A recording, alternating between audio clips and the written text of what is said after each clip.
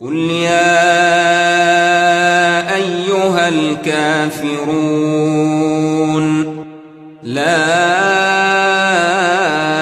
أعبد ما تعبدون ولا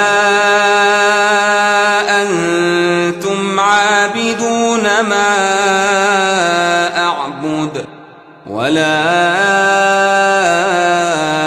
أنا عابد ما عبدتم ولا أنتم عابدون ما أعبد لكم دينكم ولي دين.